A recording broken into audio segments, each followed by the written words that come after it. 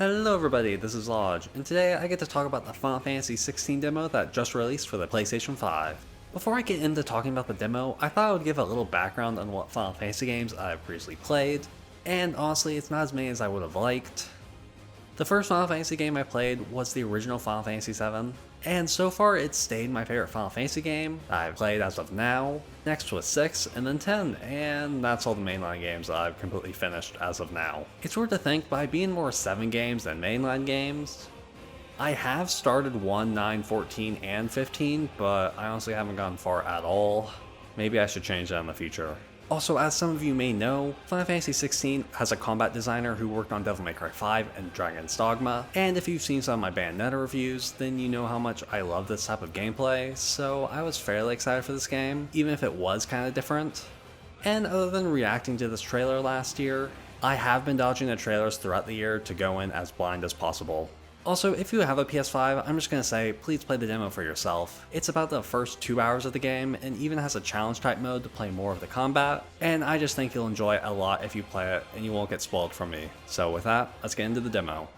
You jump into the most exciting mode, Settings. It is nice that it starts you out with the settings, and you even get to choose what kind of gameplay focus you want. Of course, I had action focus, because I'm a pro gamer. Also, I chose to have the game performance be framerate focused. I'm still a little mad that we have these great consoles, but still have to choose between good framerate or good graphics. So the game probably looks a little better if you choose graphics, but I'll be honest, this game looks so good even in framerate mode. And with that, we actually get into the story, and we start out with a battle against these two Acons, Phoenix, and I think Ifrit.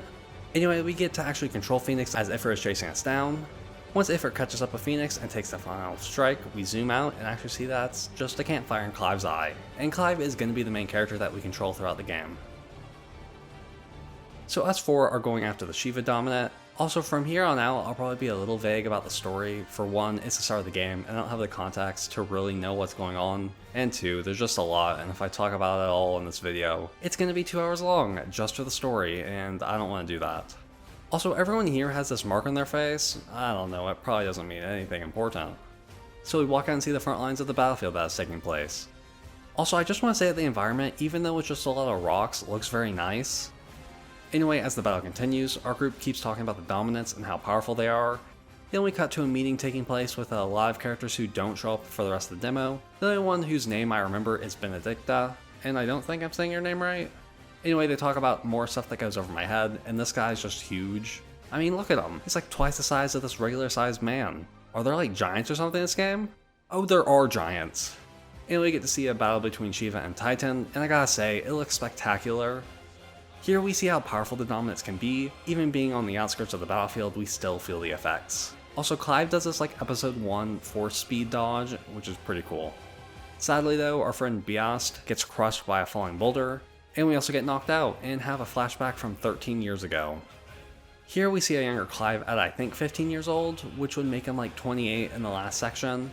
Anyway, it turns out that this is Clive's training, and we actually get to experience the combat in this game. So you have your basic attack and can even shoot a fireball at your enemies, which kind of works how guns do in DMC.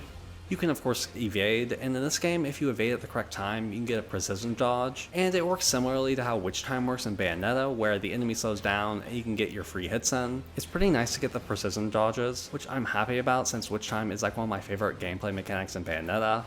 Next are the iconic feats, and since we have the Blessing of the Phoenix, we are able to use the Phoenix Shift, which is like a dash that goes towards the enemy, and I'm pretty sure this is what Clive did earlier in the game.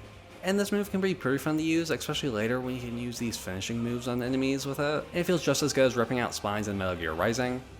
Though at the start of the demo I kept confusing the dodges for it, so sometimes you see me dash when I should have dodged. I'm not sure if it's the DMC player in me or what. If you hold down the right trigger, you can also do the Rising Flame move to do a lot of damage.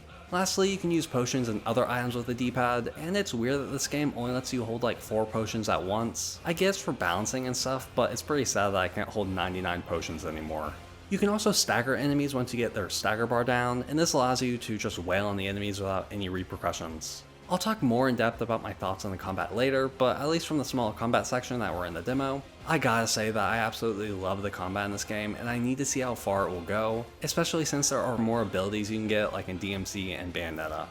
After putting it all together, we have to defeat the Lord Commander and look amazing in front of everyone.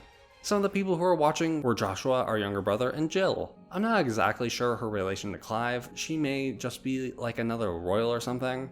Also, Joshua is a sick kid who after using magic just gets sicker.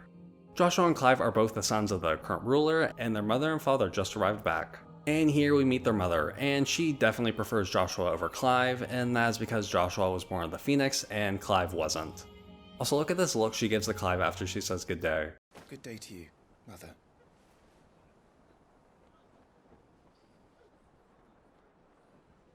Easy to see that she doesn't love him at all.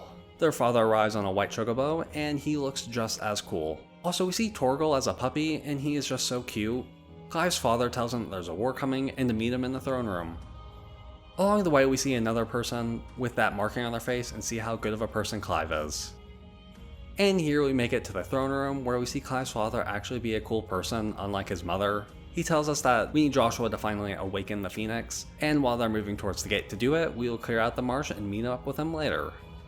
During the night, Clive's father and mother talk, and it's clear how terrible of a mother she is, but we actually get some good information about the dad and how he's pretty much like Clive and is just holding the throne until Joshua is of age. And they could have easily made him just like Joshua, but I think it's so cool to have him just like Clive. We also see some more moments of Clive and Jill, which is cool, especially since we won't see her after this. Anyway, we are on our way and even get a pretty cool world map to see. We travel to the marsh, and this is our first area that we actually get to explore and do combat in. And it looks like we're fighting the most hideous goblins I've ever seen. I mean, these guys could be worse than Golem from the Golem game. While we don't control the other characters in our party, they're still able to do damage, which is cool.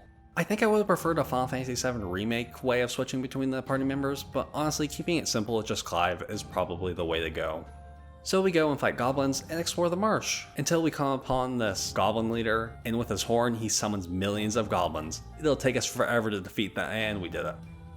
He tries again and... Shit! He's invited a friend! Yeah, he's able to summon a huge goblin who is actually kind of a challenge. Okay, maybe not all that difficult, but I still took quite a bit of damage and had to use potions, though part of it was learning his attacks and stuff.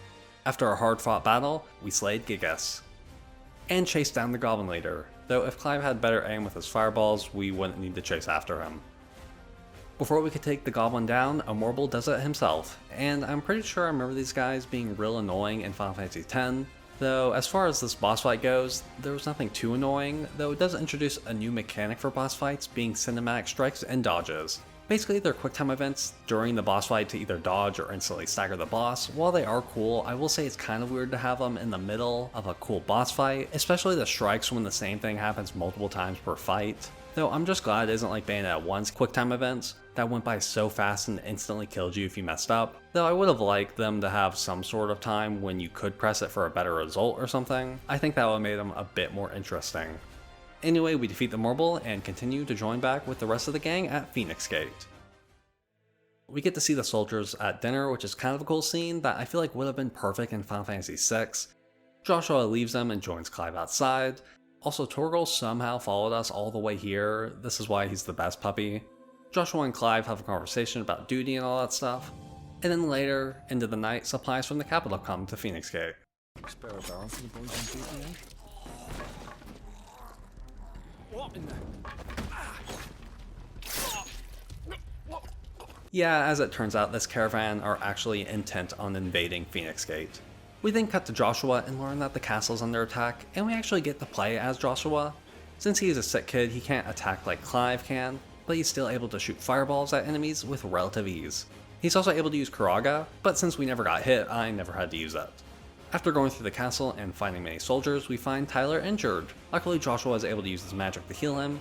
Then Clive comes running in and we form a plan to have Joshua and his father flee to survive. As Clive, we continue to clear out the castle and even fight these cool looking knights outside, but then there's one final enemy we have to worry about.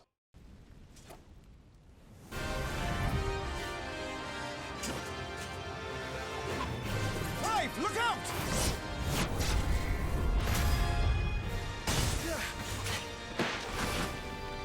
May I have this dance? I gotta say, this was probably my favorite moment in the entire demo. I was literally jumping in my seat seeing the Dragoon. The fight was also super cool, but man, I wish I had a recording of me seeing him for the first time. I just thought it was so cool. We beat him and learn that these guys have even infiltrated our ranks for a while, and then Clive gets a really bad headache and sees someone in a hooded robe. Then we cut back to Joshua and his dad. With Joshua's dad dying, it unleashes the Phoenix. Unlike in other games where this would have been a power-up that would have helped all the good guys, it is a power that destroys everyone near them. While Joshua has awakened the Phoenix, he is still not able to completely control it, and while Joshua breaks the castle, Clive's chocobo saves him, and even gets injured for him, being the best chocobo I've ever seen in Final Fantasy. Clive gets another headache and sees the final boss from Devil May Cry 2, and then another fire icon awakes and decides to fight the Phoenix. And this is where the demo started, but now we have much more context, and actually have to aim for the icon of fire. Also, I haven't mentioned the music much yet, but I love the music for this section so much.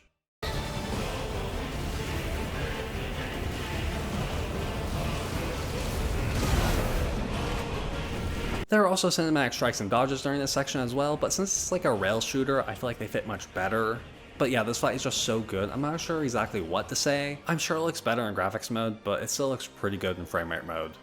And despite being able to deplete the Icon of Fire's health, he is still able to beat me, but since I'm a Phoenix, we are able to become reborn, and finally vanquish the Icon of Fire. Though he is able to get the jump on us and brutally kill Joshua in a scene that is honestly so sad. And with that, Joshua is dead, and Clive is dead set on killing the Icon of Fire. We then cut to the next morning when the knights are finishing the job of clearing out the survivors, and we see Clive's mother being sad that her Joshua is dead. They find Clive, and instead of killing him, his mother thinks it would be a good idea to put him on the front lines instead. So as far as I know, their mother was the one who arranged this whole thing to happen, though I assume Joshua would have been kept alive. I'm not sure why she would do this exactly, though I'm sure we'll find out in the main game. And that's where the demo ends. And man, I want the whole story right now. The good thing is the progression you made in this demo carries over to the full game, so you can continue right where the story left off. Now there is an iconic challenge, which takes place a bit into the story, and Clive is actually older and has some more abilities rather than just the Phoenix. But honestly, I won't go too much into detail about it, but Torgo's also all grown up, and we have Sid, also a party member, and learn his full name. Which I couldn't imagine having that be my name, and we fight Benedicta, and she actually throws and hurts Torgal, making her one of my least favorite characters so far. So yeah, I really enjoyed the story we got from this demo, and I can't wait for the full game to come out next week. I wasn't sure when I was gonna get this game, but now that I've played the demo, I'm picking this game up day one. The gameplay is honestly just so good. Like I said, you can get some more abilities as you level up, and you are even able to lunge similar to how you can in DMC. Also in the iconic challenge, you're able to use your limit break, which just allows you to feel so powerful and wipe the floor with enemies. Also, I really enjoyed using the Titan abilities, especially when you time it correctly and are able to do a ton of damage to the enemies. I'm interested to see how many of these different ability things we get throughout the game and how they might be different from one another. With how good the game feels in the beginning, it just might be one of my favorite gameplay systems in games, though we'll have to see if it's able to beat DMC. The visuals were pretty good though. Other than the Icon fight, it didn't blow me away, but it still looked really good. The voice acting was pretty great throughout the demo, especially from Clive at the end of the demo was really great. Like I said, the music in general was absolutely amazing, especially during the Icon fight. Like, I can't wait to hear more throughout the game. The characters were also cool, like they made it so easy to hate the mother, and I love the father. His design in general is just really cool. There's also a feature that allows you to read up on the story so far, and I've seen a lot of people praise it, but like, this isn't new. The Tales of series has done it for years. I guess I'm glad more games are trying to implement it. This game will also be the first M-rated numbered Final Fantasy game, and you can really tell because they go all out with the violence, language, and even uncomfortable scenes. Like, I'm sure they went with the M rating to get some of the violent scenes that were in the story, though I think that opened the door for just a ton of cursing. And like, I'm not against it, but I don't think you need mature stories to also have an abundance of cursing, but whatever. Also, I'll just straight up say it, I don't like these kind of scenes at all. I was playing this game alone in the middle of the night, and I still felt secondhand embarrassment from it, and I'm sure the full game will have much more, but like, why do we need it? If you enjoy these types of scenes, good for you, but it makes me want to skip the cutscenes so bad. Also, like other PS5 games, this one utilizes the haptic features of the DualSense. For example, you can open large doors with the right trigger after you've already pressed X. Yeah, I'm gonna be honest, I don't really care for all these features. It feels like Sony was like, you need to add all these features. But they all just feel so tacked on, and I honestly think if they were gone, I wouldn't think of the game any less. Also, the game uses the PS5's speaker to play certain sounds like the potions, and it's like, this isn't new. The Wii did it with Brawl like 15 years ago. Okay, now into the little things I like throughout the demo. I love the little sprites on the pause menu. They have the 3D characters be sprites, like how they would be in Final Fantasy VI, and I totally forgot Joshua probably does have one, and I completely missed it. I also like how everyone's swords are either on their hip or straight down their back, since those are the realistic ways people would carry swords, instead of diagonal on their back, since your arm wouldn't be able to extend long enough to get it out of its sheath. Also, I really like when they start the flashback that they say it as 13 summers ago instead of 13 years. I just think that's cool, kind of like little storytelling where it's like, oh man, we don't think of it as years, we think of it as seasons. I don't know, I just like stuff like that. And this is probably only something I noticed, but the fireballs used at the start of the demo really reminded me of Mungo's gumdrop button that was on fire in Shrek 2. That's probably something that only I would recognize. The last thing that I loved was how the magic is just used in ways that aren't strictly fighting, like lighting something on fire or using it for a light. I think it's so cool and how magic would be used if magic was performed in real life. Okay, and I'm sure I missed some stuff here and there, but that's my first thoughts on the Final Fantasy XVI demo. I was really impressed with how it came out, and honestly made this game a day one purchase for me. The story seems to be incredible with wonderful voice actors, and the combat was way better than I thought. I really want to play this game, and I cannot wait for it to release in like a week. And if this game looked at all interesting to you, please go and try out the demo, because I really think this game is going to be really good. And with that, I hope you enjoyed the video, have a good day, and goodbye!